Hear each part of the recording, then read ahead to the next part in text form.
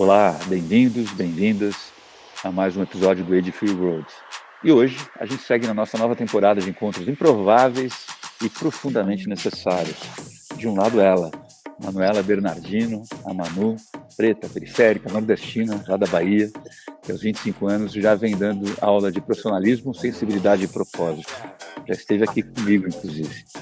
Do outro, ele, Felipe Barcelos, o Felipe B., homem preto, 56 anos, jornalista, cineasta, criativo até os ossos, que usa sua escrita afiada e a câmera de seu celular como ferramentas de transformação social. Também ele é um reincidente, já esteve aqui conversando com a gente. Hoje, o convite é ousado. Como seria um mundo onde o racismo não tem mais lugar? Um mundo em que todas as pessoas, independentemente da idade, da cor, da pele ou do CEP onde nasceram, tenham de fato as mesmas oportunidades. Pode parecer uma proposta utópica e talvez seja mesmo, mas a gente acha, quando duas pessoas que pensam, sentem e agem resolvem conversar sobre o que quer que seja, talvez surja também desse encontro algo que a gente possa desenhar juntos em termos de futuro, um futuro que já passou da hora de ser presente. Essa é a nossa expectativa, régua alta para variar. Sejam muito bem-vindos, Manu e Felipe. Tô na área. Obrigada pelo convite. É um prazer estar de volta. É um prazer para mim. Vocês de volta e vocês dois juntos, né? Nessa segunda temporada, a gente tem procurado juntar pessoas que, de alguma forma, a minha intuição diz que fazem sentido elas estarem juntas. E o nosso tema aqui, que a gente escolheu abordar como um tema central, embora a conversa, obviamente, possa seguir para onde ela for, a gente está aqui muito abertos e disponíveis e atentos para deixar que o fluxo siga sem muita interrupção. Eu queria, já de cara, perguntar para vocês dois, quando foi o momento em que vocês se deram conta, na pele ou no olhar do outro, do que é racismo estrutural? Maru, com você. Olha, eu acho que, assim, minha mãe sempre falou que eu era preta. Acho que a gente demora um pouco para entender, porque eu era muito nova. Eu não entendia muito bem qual que era a diferença. Tipo, o que é que muda? Mas eu fui crescendo, e mesmo morando em periferia, a gente sente o racismo na pele, assim, de forma muito cruel. E eu ando em ambientes corporativos, em grandes eventos. Eu sou pessoa de tecnologia, né? Fiz faculdade de ciências da computação. E frequentando esses ambientes, você percebe que existe ali, né?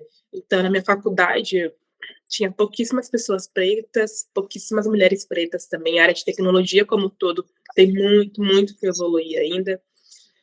Então, eu percebi que no cenário acadêmico também, estar ali era meio que um privilégio, sabe? Assim, eu não gosto dessa palavra, eu acho que é coisa básica, todo mundo tem direito garantido na nossa Constituição, mas foi um privilégio estar na faculdade e me formar na faculdade também. Eu fui a primeira da minha família a ter um ensino superior.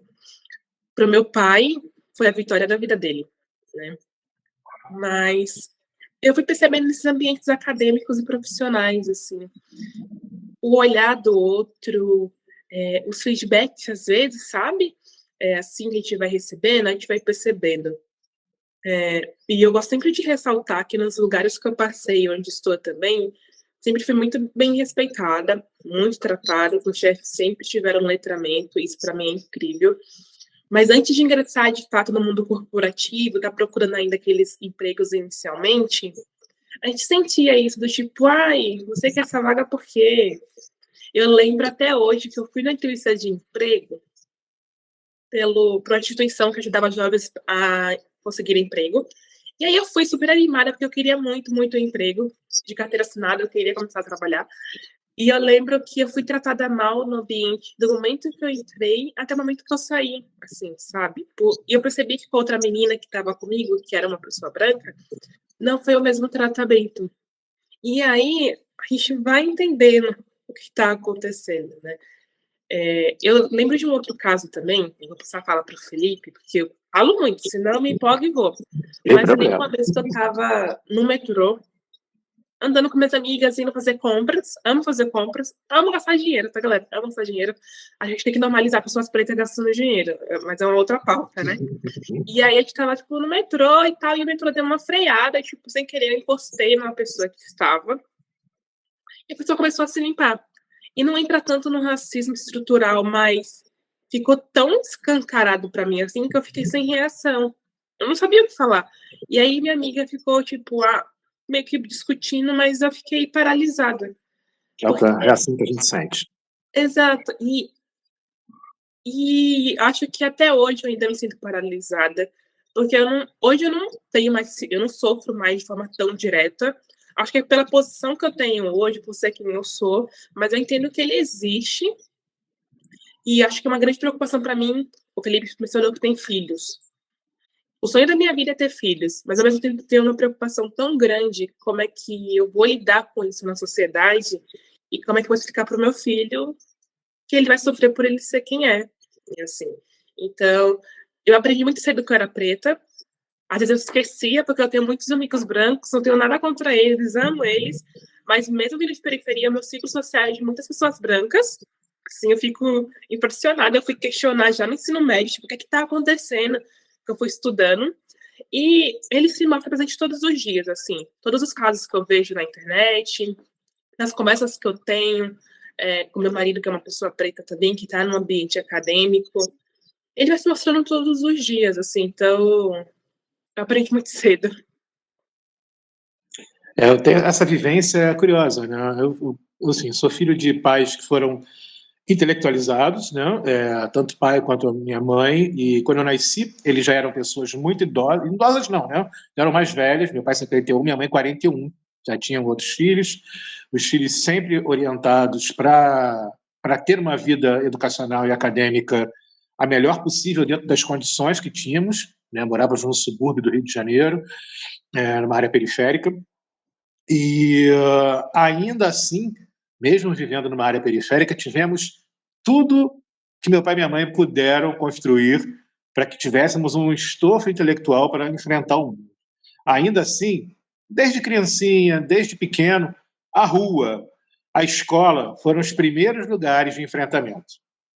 Os primeiros lugares de enfrentamento. Eu tenho uma memória clara na mente de uma criança pisando na minha mão na escola com uma botinha ortopédica, porque eu era preto. Veja, era uma escolinha infantil pública, não era uma escola particular. E essa criança pisou na minha mão e me acusou, entre aspas, de ser preto, na maior tranquilidade possível. Isso anos 70 do século XX. A reação foi a melhor ou pior possível. Na época eu consideraram a pior, hoje eu acho ela essencial, que é a do enfrentamento. Eu passei durante muitos anos da vida querendo educar pessoas brancas contra o racismo. Nos últimos 5 anos eu aboli a educação de pessoas brancas em relação ao racismo. Eu parti para o enfrentamento. Um enfrentamento que ele é verbal, ele é intelectual, mas muitas vezes também ele é físico. Porque é uma questão de sobrevivência. A gente, quando perde a discussão, a gente morre. Não tem segunda chance ou plano B. A gente morre quando vai reclamar. Porque o primeiro olhar de alguém, um agente do Estado, você já é culpado, você é o preto, você é o culpado dessa história. Pode ser uma batida de carro, pode ser uma briga de bar, pode ser uma discussão num restaurante ou num estabelecimento comercial, você é o errado, default, assim.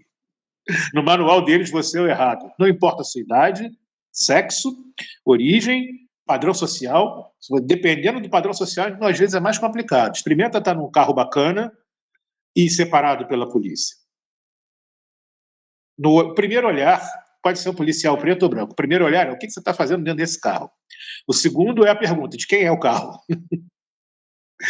E normalizar isso é inaceitável. E durante um bom tempo a gente convive com isso normalizando. Só que chega uma hora que não dá um teto e você precisa explodir.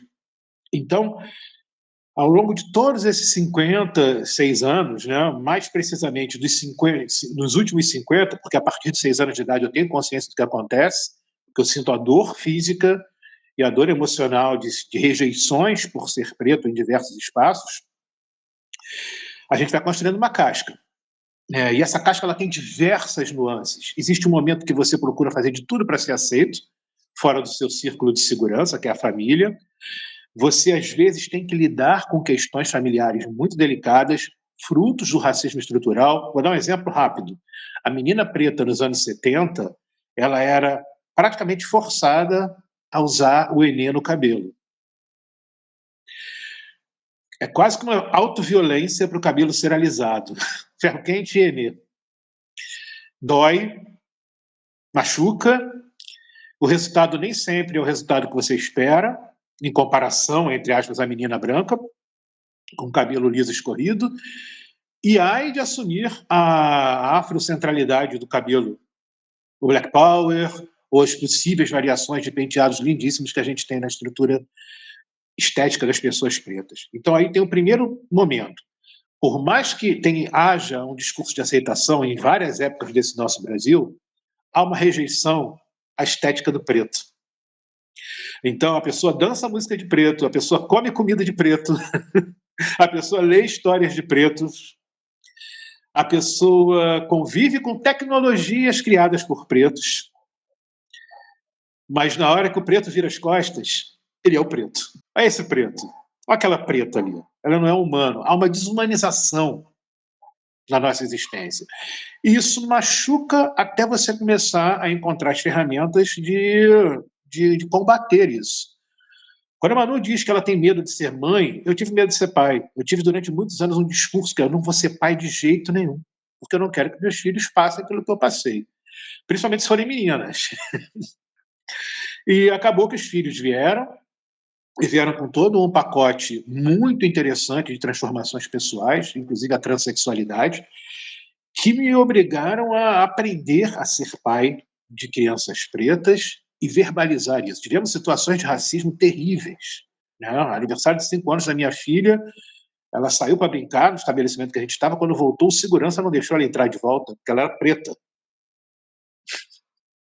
E queriam, a turma do deixa disso, queria, não, imagina, vai estragar o aniversário da criança.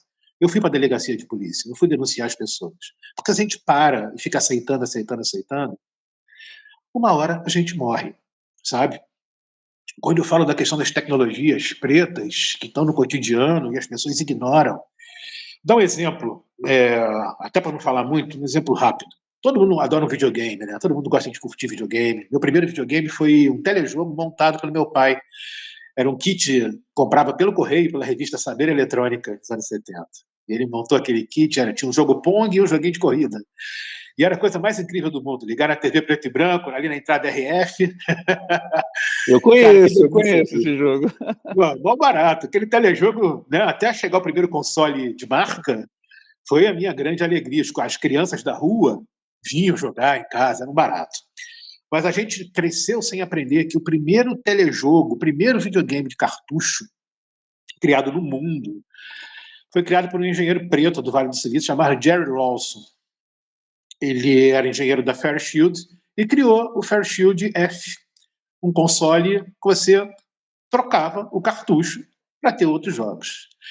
Não existiria Nintendinho, N64, Atari, nada disso existiria sem um homem preto retinto, engenheiro do Vale do Silício, que em 1976 criou o primeiro videogame que troca de cartucho do mundo. Você sai na rua, enquanto uma criança jogando Free Fire no celular, ou namorando um Nintendo Switch, namorando o seu PS5, seu PS4, mas aquela criança, talvez o pai daquela criança preta, é incapaz de saber que aquilo ali só pôde existir não por causa de um japonês brilhante, mas por causa de um homem preto, americano, né, preto, retinto, barrigudo, e genial. Né? Depois que ele saiu da Fairchild, ele criou a Softvision, que foi a primeira grande empresa americana de software house dedicada a videogames. E aí eu fico pensando, a gente vive num mundo onde você entra num Discord da vida e tem uma tonelada de gamers racistas, profundamente racistas, que estão jogando e estão utilizando uma tecnologia que foi criada por gente preta. não fazem questão de saber, e quando descobrem, fazem o possível para esconder. É doloroso, é complicado e é cansativo ter que ficar o tempo todo trazendo essas histórias à tona. Histórias de heróis pretos que não deveriam ser heróis, deveriam ser apenas pessoas que criaram tecnologias e por isso elas devem ser conhecidas, para que elas não caiam no esquecimento. E tentar trazer isso para uma criança preta brasileira. Só que aí, quando a gente chega aqui, a criança preta brasileira, principalmente a periférica, ela tem tantas outras coisas. Ela precisa, às vezes, de educação básica, precisa de respeito na própria família, precisa não apanhar, né? Precisa não sofrer violências mil, precisa estudar, comer direito, ter o direito de entrar no ônibus sem ser considerado um possível criminoso, ter o direito de andar na rua sem ser considerado um criminoso em potencial. Não vou muito longe, vou até para terminar essa primeira fala. Ontem eu fui tomar uma cerveja num bar. Eu estava sentado no bar, numa mesa de rua. Veio uma moça com uma bolsa. Veja, eu estou sentado no bar e ela está caminhando na calçada. E olha só como é atávico e como está arraigado em algumas pessoas brancas a defesa contra o preto. A moça se aproxima de mim, olha para mim e segura a bolsa. Eu falo, cara, eu estou sentado, tomando a minha cerveja. E ela vê na figura do homem preto sentado a ameaça ao patrimônio dela. É um cacoete. E esse cacoete é um dos dramas do racismo estrutural, porque a pessoa fala, eu nem notei. Mas o outro, eu e as pessoas pretas notam diariamente. Então, quando a Manu fala da situação do metrô, do esbarrão, do veículo, e da pessoa limpando, e o choque que a gente fica, à medida que a gente vai criando casca ao longo da vida, esse choque ele se torna em ação direta, ele vira ação direta. E o enfrentamento é necessário. Até porque algumas pessoas só conseguem lidar com o próprio crime, e qualquer ato de racismo é crime, elas só conseguem se tocar do que fizeram quando a vergonha social aparece. Então, expor essas pessoas é fundamental. Fundamental. O tempo todo. O tempo todo. Infelizmente, não dá para aliviar. Por isso que eu repito sempre, racista bom é racista neutralizado. Neutralizado. Não dá para ter, mas, puxa, não tem letramento. Sinto muito. Passou dos 18 anos e não ter letramento, não é mais problema meu. É um jogo de defesa. Veja bem, eu estou com 56 anos. Imagina quem está chegando agora.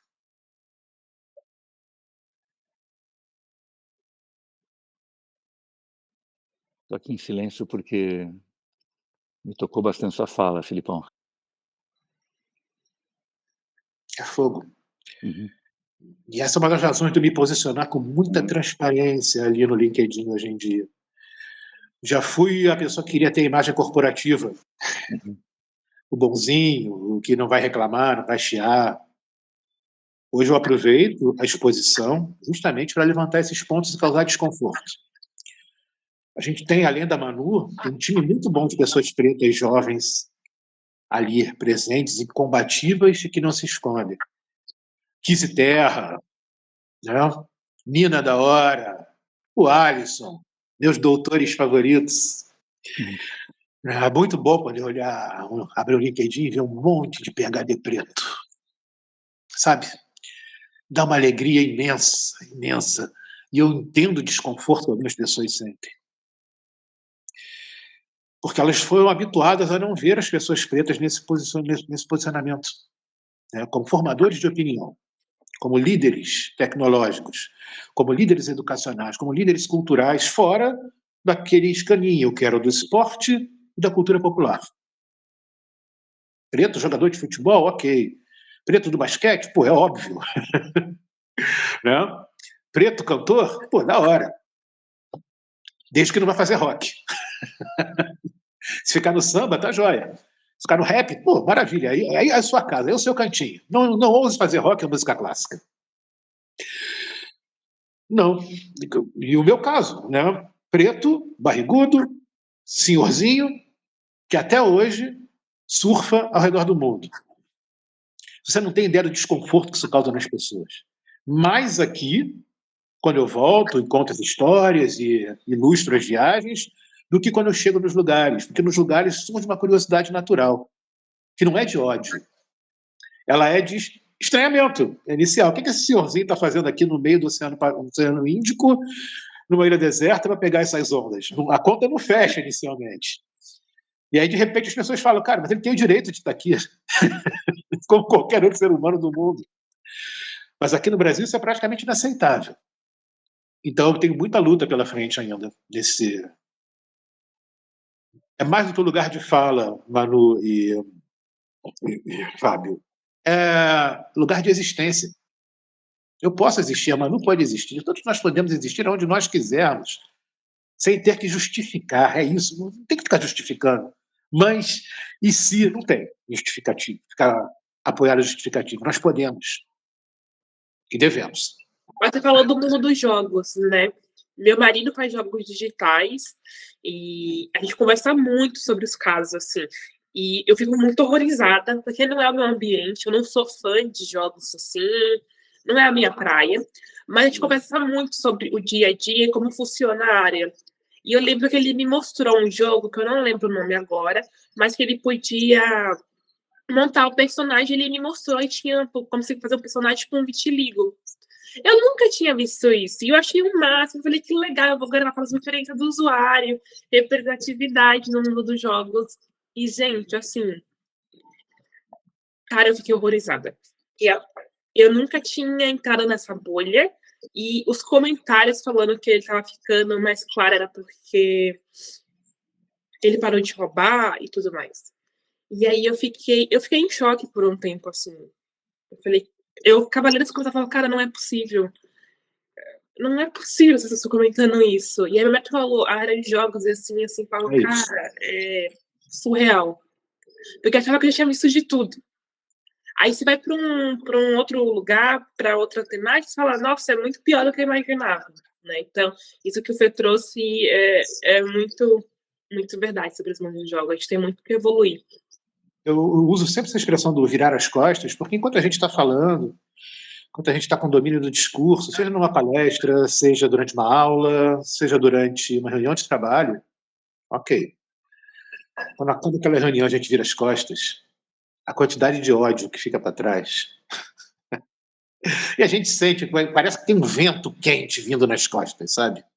Fala, caramba, as pessoas não estão aturando que tem uma pessoa preta liderando esse time, trazendo soluções criativas, soluções tecnológicas, soluções intelectuais para o problema. E é isso, a Rádio Peão, a Rádio Corredor, às vezes vai entregando esses fragmentos de quem não nos atura.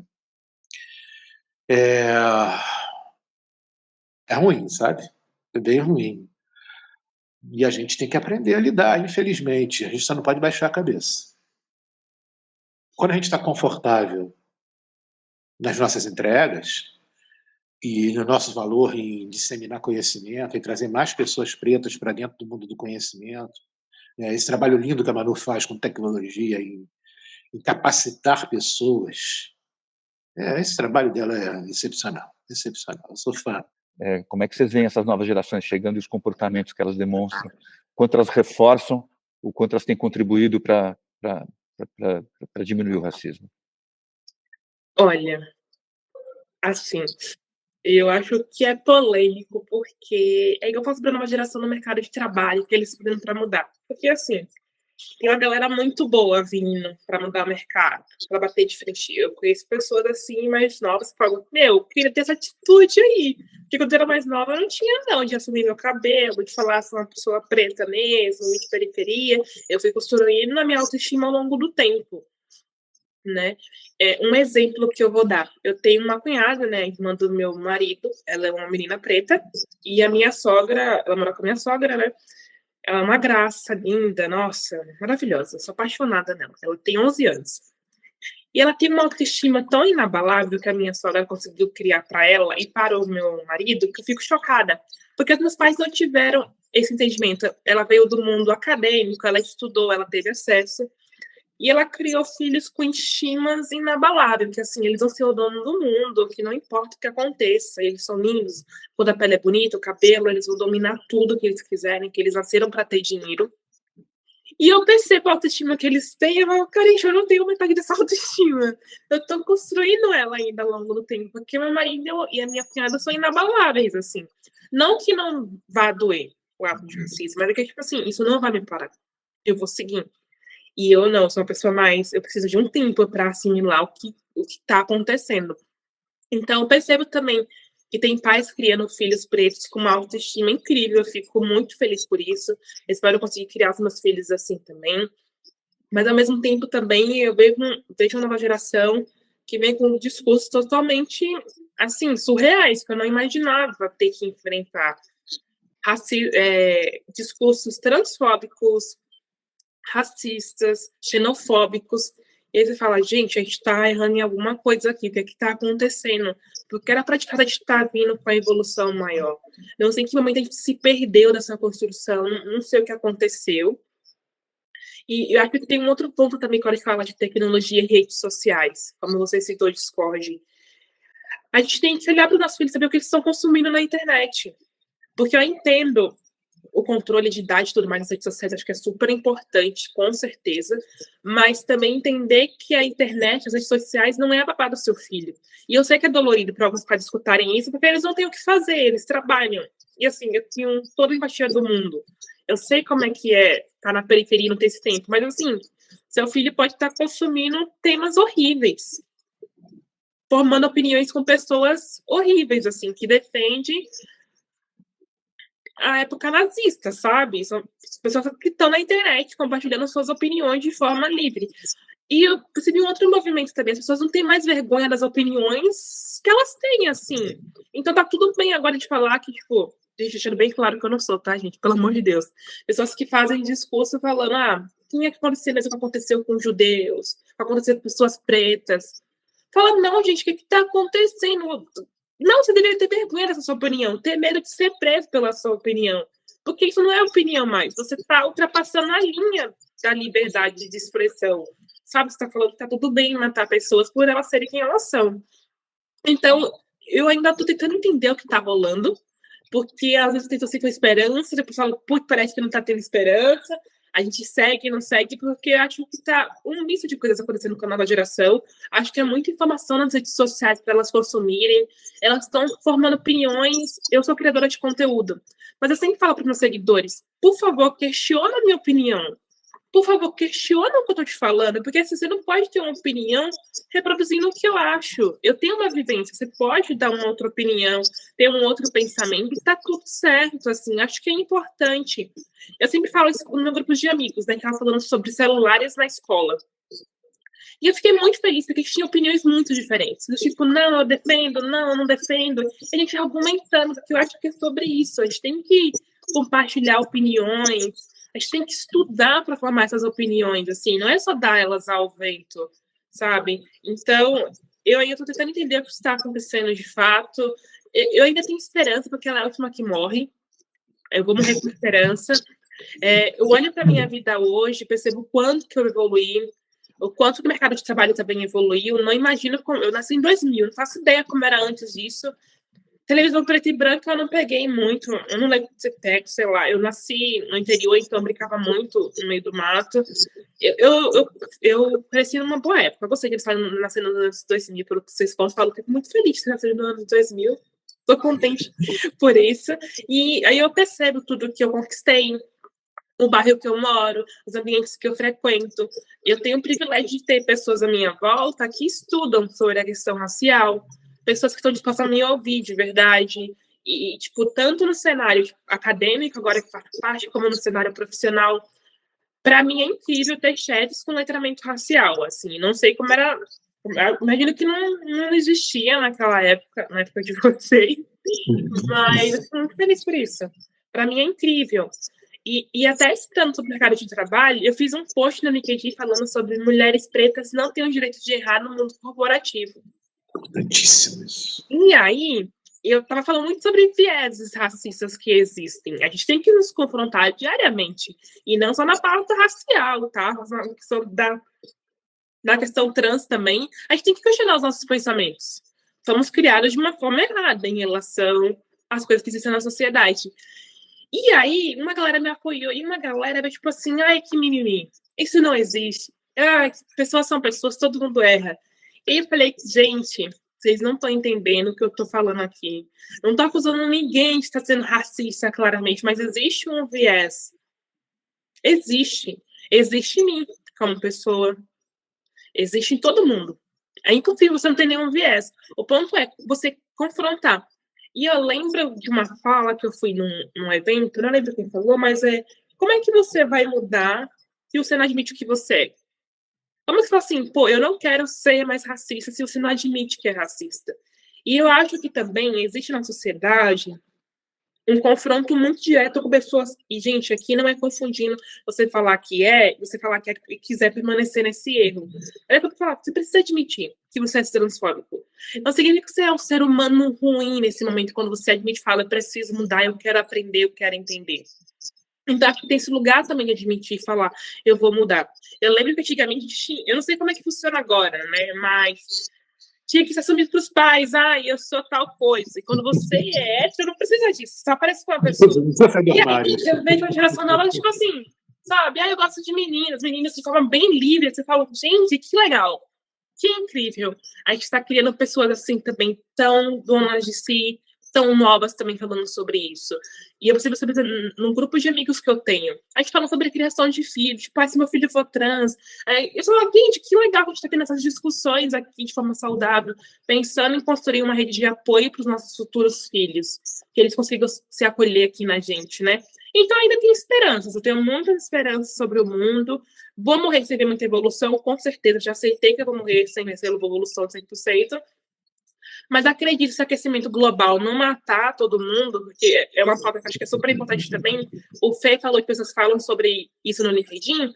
Tem a Amanda Costa, eu amo acompanhar ela, porque ela fala sobre o racismo dentro do meio ambiente. É algo que eu não tinha imaginado, então estou aprendendo com ela muito, e ela traz isso também. Então, assim, super indico que você siga a Amanda, ela é maravilhosa, ela ensina muito.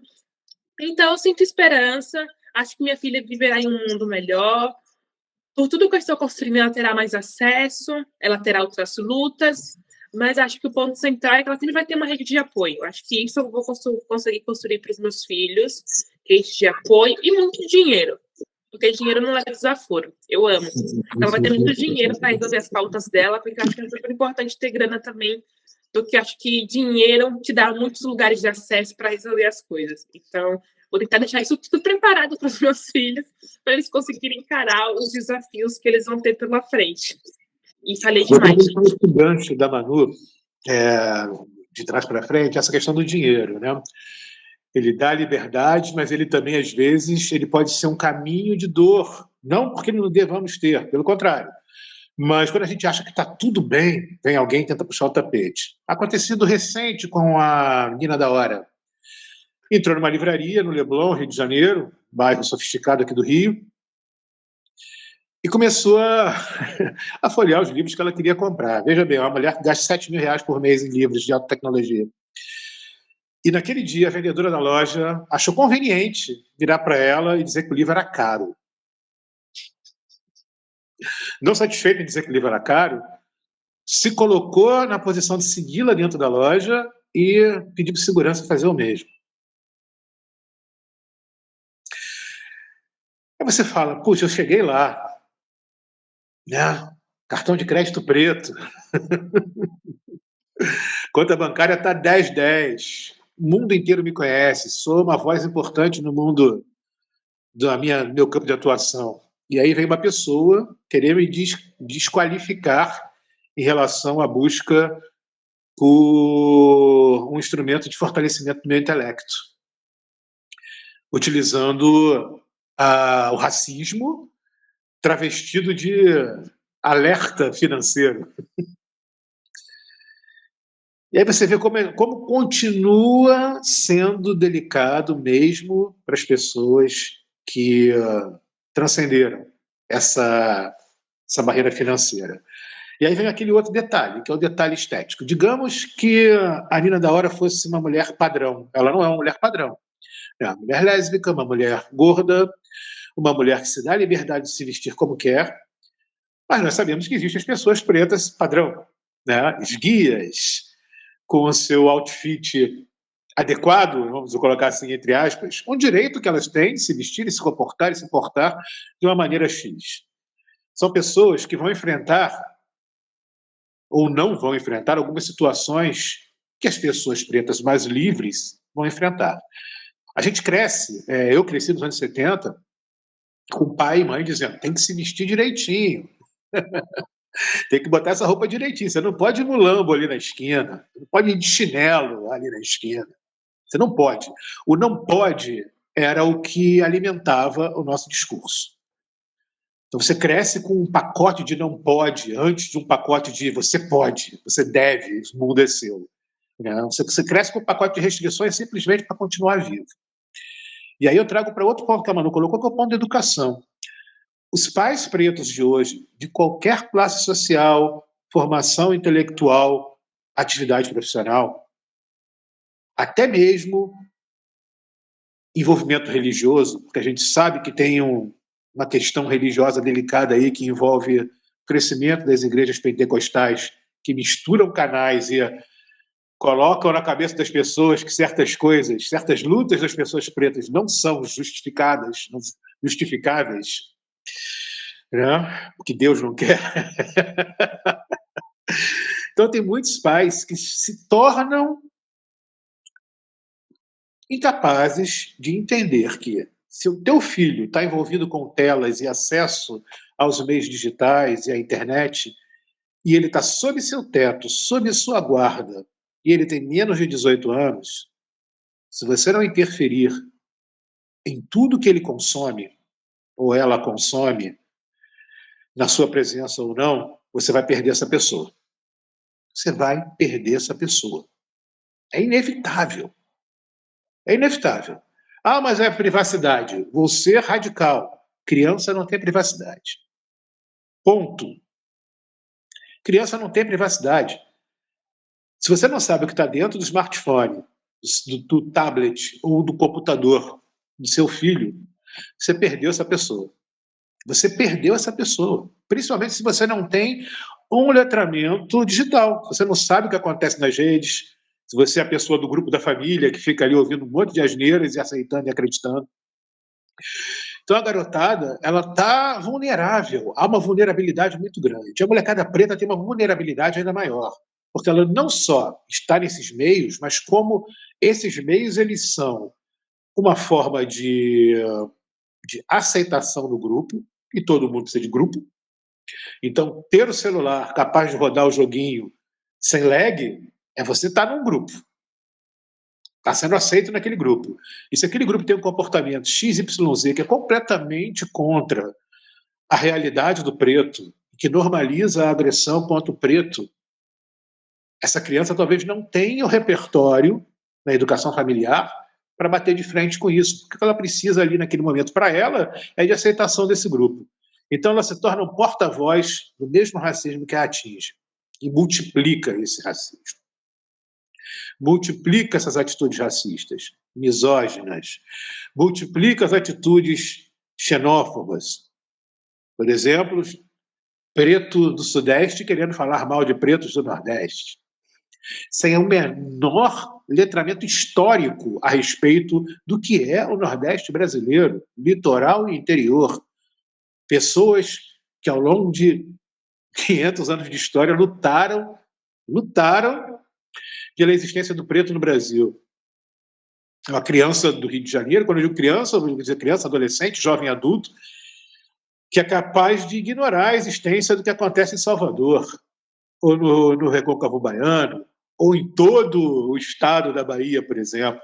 As pessoas desconhecem mais do que conhecem. E quando você está num mundo no qual a ignorância ela é alimentada, a gente tem um ponto de alerta. A pessoa preta está recebendo hoje no Brasil o nível de informação, a densidade de informação que ela precisa sobre os demais pretos desse país? Ela consegue visualizar, por exemplo, que o Rio Grande do Sul é o estado do Brasil onde as religiões de origem africana são mais praticadas? Que há uma comunidade preta gigantesca no Rio Grande do Sul. Meu pai é gaúcho. né, de São Gabriel. As pessoas não sabem. Isso me assusta, porque o brasileiro já não conhece o Brasil. Ponto. Não conhece o outro, não escuta o outro, não faz a transregionalidade, né? Tudo vira meme, tudo vira microagressões que são toleradas. Imagina nessa questão da racialidade, do preto. Então as pessoas não sabem que o espaço do preto no Brasil é em todo o território nacional. A gente não precisa de carteirinha para entrar em outro lugar do Brasil e ouvir o preto daquele lugar. Né? Quem é que tem conseguido fazer um pouco dessa escuta? A molecada da música pop preta, do funk, do rap, do trap, porque dialogam com pessoas de outros estados. Ainda assim, a gente teve enfrentamentos recentes. Baco. Baco não era tolerado no Sudeste, porque ele era baiano. O homem preto baiano não podia falar sobre a sua ascensão, sobre as suas dores, ele é muito emotivo, sobre seus erros. Era proibido para o Baco falar. Temos Duquesa, temos várias pessoas que não podem abrir a boca, porque são de outros lugares, e não Rio de Janeiro e São Paulo. Então, esse alerta precisa estar dentro de casa também. Mãe preta e pai preto, seja mãe solo, seja pai solo, sejam famílias estruturadas, precisam sentar com seus filhos pretos e abrir o verbo e falar: olha só, você está sob meu comando por enquanto. Eu preciso te proteger. Para te proteger, eu preciso saber o que está passando aí dentro da sua vida sociocultural. Não basta ir para a escola. Né? Manu também falou da questão do celular no ambiente educacional. Que bom não ter o celular no ambiente educacional. Que maravilhoso uma sala de aula sem interrupção de celular. Mas quando a criança está acostumada a chegar em casa e não vê um pai ou uma mãe catando um livro, mas sim jogando Candy Crush, ou lendo uma bobagem qualquer num grupo de direita, fica difícil para essa criança estabelecer um comportamento diferente. Né, de perceber valor em buscar cultura real, em educação, em aprender sobre suas origens, é complicado. Então a gente tem um mundo aí para mudar. E esse mundo ele só vai conseguir pequenas mudanças graduais se nós pararmos de ter como espelho o preto americano. Isso é fundamental. É outra realidade. A gente precisa ter como espelho o preto brasileiro. Eu preciso me espelhar em pessoas como Manu, como Alisson, como Kizzy, e não só no Popstar, não é só o Pazé do Rodo, não é só o Oruan, não é só o Lennon, sabe? Não é só a Duquesa, tem outros valores que precisam circular. Ser preto não é só ter dinheiro para comprar a Lace, né, ou o tênis de R$4.000. Ser preto ser capaz de abrir a boca e impactar milhões de pessoas dentro da nossa área de atuação. Não importa que área de atuação seja essa. Ser preto também é poder confrontar aqueles que são pretos também e erram, sem ter a vergonha de errar ou passar a mão na cabeça.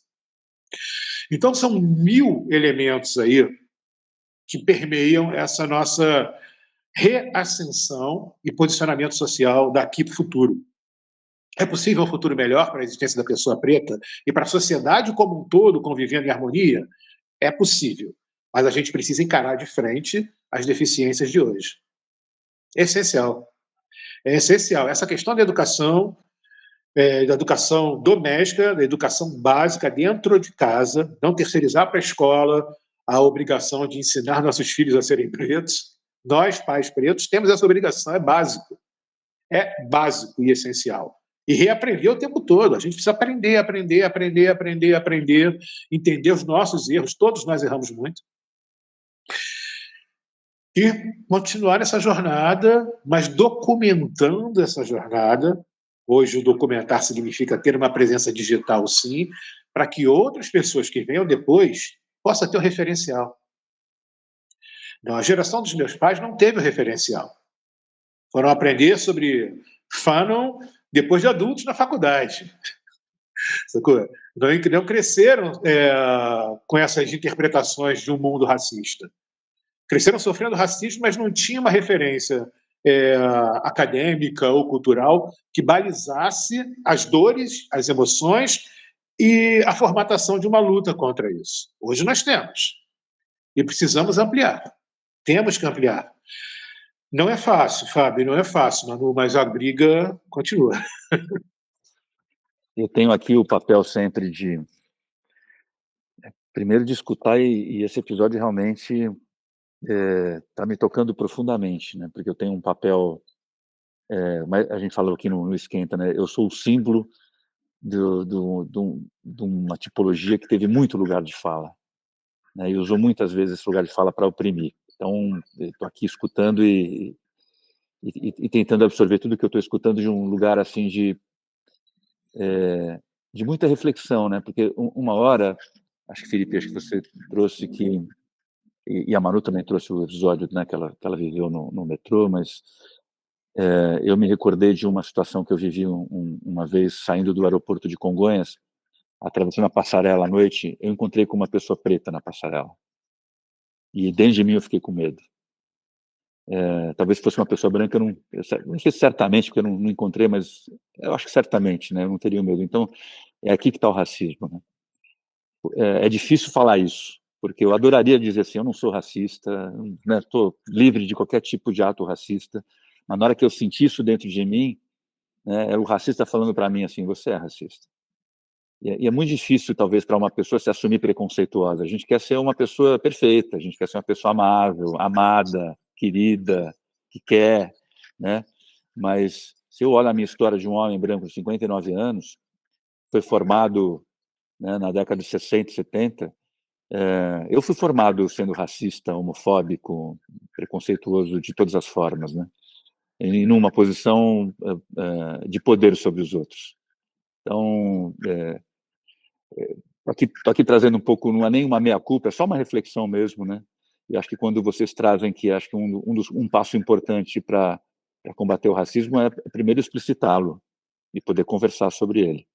Então, acho que parte do nosso objetivo aqui era esse. Eu queria convidar vocês dois, assim, a gente está fechando o episódio, eu queria, assim, se vocês pudessem acender uma faísca nas pessoas, na consciência das pessoas, sobre esse episódio. Que faísca seria essa? Alguma coisa que fizesse elas, como eu aqui estou revelando um pouco o meu racismo estrutural quando ele aparece. O que vocês gostariam de eventualmente produzir em termos de deslocamento ou de consciência para quem nos escutou ou nos assistiu? Boa pergunta.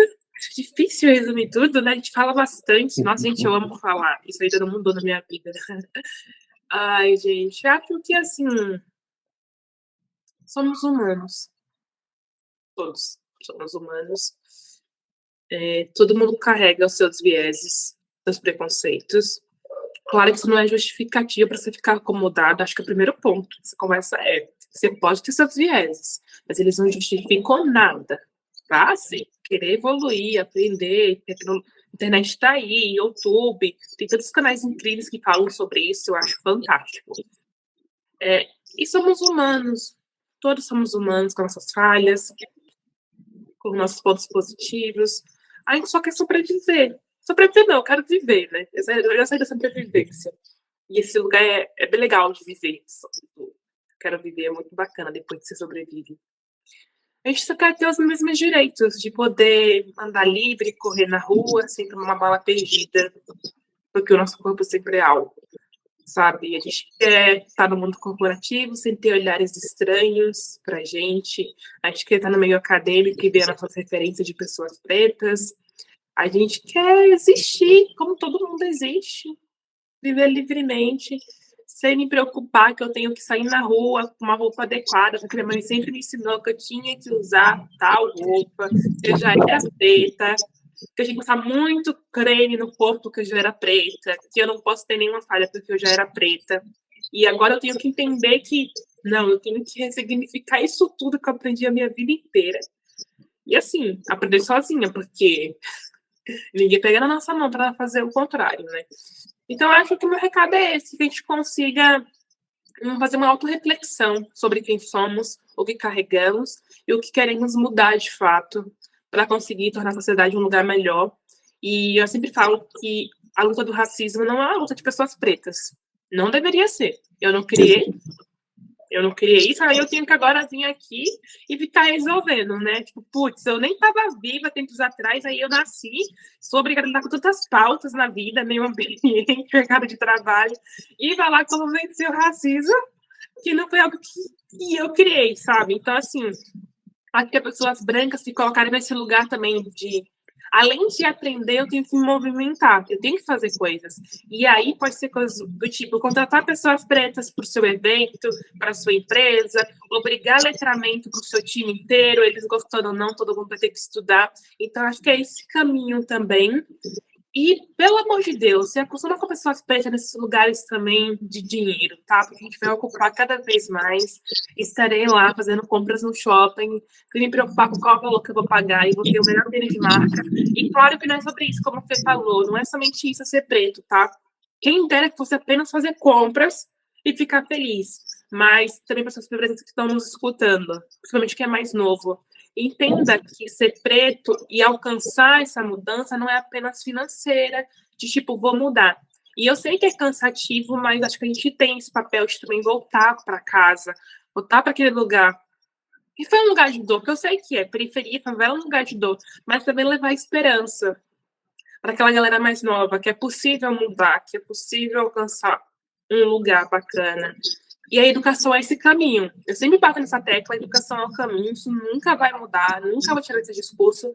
Tem que estudar mesmo, assim. Não é legal estudar, tá? Eu acho um porre, mas eu gosto de ter conhecimento, eu gosto de ter um crescimento profissional, evoluir como ser humano. Então, vou fazer isso. Então, estudem, se qualifiquem, apoiem pessoas pretas que criam conteúdo, que estão aí lutando no mercado de trabalho, que precisam de oportunidade, porque isso faz uma baita diferença. E é isso, eu tenho esperanças de um mundo melhor. E eu conto com todo mundo que está ouvindo para ter esse mundo melhor daqui para frente. Vou aproveitar o gancho da Manu mais uma vez. O povo preto precisa se educar constantemente. Todos precisam. Mas como a gente está em foco aqui falando dessa questão do racismo, a gente precisa se educar. E educar em todos os campos de conhecimento possíveis. E falar em todos os campos de conhecimento possíveis. Todos nós podemos, sim, emitir opinião, desde que embasados para isso. E é preciso que tenha mais caras pretas nas plataformas digitais, nos meios de comunicação, falando sobre toda sorte de assunto, de culinária a moda, sexualidade e tecnologia. A garotada que hoje perde 2, 3 horas jogando, amo jogar, até hoje, viciado nos meus consoles. Mas ela também pode tirar um tempinho do dia para abrir uma janela do Notebook LM e uma janela do Perplexity e criar ali um canal de autoeducação. Eu não sei sobre o assunto X, sei lá, não sei sobre pandas no Python, quero aprender.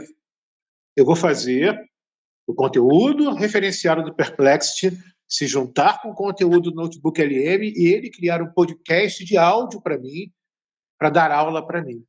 Já que talvez eu não tenha paciência de ler, mas eu gosto de ouvir. Então eu transformo aquele conteúdo que eu quero adquirir em um podcast que é agradável aos meus ouvidos e que vai me transformar numa pessoa melhor depois que eu escutar aquilo durante 1 hora. E isso vale para qualquer campo de conhecimento. Ah, mas a gente não tem acesso. Veja bem, se uma criança, um adolescente ou um adulto pode jogar Free Fire ou Candy Crush, então essa pessoa, sim, ela tem acesso a todos os recursos da atualidade para se autoeducar. Não há desculpa. Ela precisa aprender a usar as ferramentas. E eu estou vendo muita gente se distanciando das ferramentas. Inclusive, um discurso hoje muito corrente, mas a IA vai tirar empregos, a IA é malvada, a IA não pensa. Gente, estão perdendo tempo. E tem alguém que está querendo formar esse tipo de ideia para afastar cada vez mais o periférico e também o preto do conhecimento. Ai, gente, Então, por favor, não acredita nisso não, por favor. Não acredita nisso, não cai na armadilha. Usa as ferramentas de hoje, inclusive as gerativas, para se autoeducar diariamente sobre qualquer assunto que existe. Quando alguém vier para você, mas essa IA tem viés, essa IA, ela alucina. Ela alucina ou o viés aparece? Se você não usá-la com a tua racialidade presente ali. Saber fazer prompts mostrando como uma pessoa preta é capaz de corrigir os resultados assim que eles aparecem. E 2, ela vai continuar enviesada se não houver um volume significativo de pessoas pretas utilizando para gerar conteúdos a respeito de sua história, conhecimento e evolução na humanidade, para gerar imagens. Lembram quando a gente fazia um prompt de pessoas pretas e vinha sempre alguma coisa distorcida, no sentido da representatividade? Se não tiver milhões de pretos usando as ferramentas, que estão disponíveis sim para todos, o viés vai continuar acontecendo. Então, a gente precisa se colocar no mundo. Vou até pedir para o Fábio para colocar uma imagem do Jerry Rawson lá quando a gente falar sobre o criador do videogame com cartucho, porque as pessoas precisam ver quem são as pessoas. E a gente precisa ver o tempo todo quem são essas pessoas. Eu não posso, veja bem, eu não posso deixar que uma imagem do Nego Di ou do Posé sendo presos seja maior que a imagem de uma pessoa que cria educação, tecnologia, transformação, desenvolvimento e seja uma pessoa preta, mulher ou homem ou pessoa trans. Não posso. A gente tem a obrigação de amplificar as imagens positivas. É a nossa missão amplificar imagens positivas do povo preto que está criando no Brasil, na medida do possível. Então, dá o RT no coleguinha, não custa nada, é um clique, gente. Né? Dá o RT no coleguinha preto que fez uma coisa da hora. Saca? Escreve uma frase, ajuda a engajar. E isso no aspecto digital. Lá no presencial, procura sim os espaços de negritude e procura ter voz nesses espaços de negritude. Observar, ouvir, aprender com a ancestralidade, mas também mostrar que essa ancestralidade, ela, um dia lá no futuro, o nosso presente vai ser ancestralidade.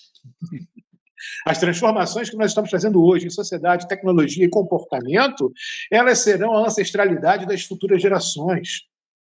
Então, esse desenho ele é fundamental. A imagem da Manu, ela tem que brilhar. E não é brilhar por vaidade ou ego. Ela tem que brilhar como referência. É isso, é referência. É uma garota preta de 12 anos abrir um caderno, abrir um livro, abrir um site na internet ou uma rede social e falar: caraca, essa mulher aqui é foda. Olha que mulher sinistra, mas ela tem 25 anos. Sacou? É essa a pegada. E isso depende da gente também, mas depende de todo o coletivo, depende de toda esse emaranhamento social. Tá? Vamos jogar um jogo quântico aí. O que eu mexo aqui tem que mexer lá também, ao mesmo tempo. Sacou? Uma transformação preta quântica aí no rolê. Adorei, meus queridos. Olha, não tenho nem como agradecer os dois, Manu, Felipe, que conversa incrível. Eu não saio com uma faísca, eu saio com uma fogueira aqui. Eu saio uma fogueira toda aqui de insights, de provocações, e tenho certeza que nossos ouvintes e espectadores também saíram. Então, muito, muito obrigado a vocês dois. Forte abraço. Manu, muito obrigado por existir. Só isso que eu te digo. Obrigada pelo carinho, obrigada. Ainda não sei lidar com isso, mas muito obrigada. Obrigada, Fábio, pelo convite. Conte comigo sempre e obrigada à audiência que está nos ouvindo. Foi um prazer. Muito bem. E em breve, na próxima semana, a gente vai ter mais um episódio com outra dupla incrível. Meus convidados são um jovem com 22 anos e uma outra pessoa com 61. Ambos estão relacionados ao mundo da comunicação. O mais jovem é especialista em Gen Z, olha que interessante, e a mais velha em gerontologia. Então eu vou juntar outra dupla improvável e a gente vai conversar sobre papos incríveis que espero que criem faíscas aí pelo mundo e a gente sempre se lembre que a gente ainda, quem sabe, seja capaz de construir um mundo onde nem idade, nem raça, nem CEP, nem nada seja usado como métrica para medir valor. Mas o fato de ser um ser humano já é o suficiente para a gente poder olhar para as pessoas, como a Manu disse aqui. Então, valeu todo mundo, obrigado, até a próxima.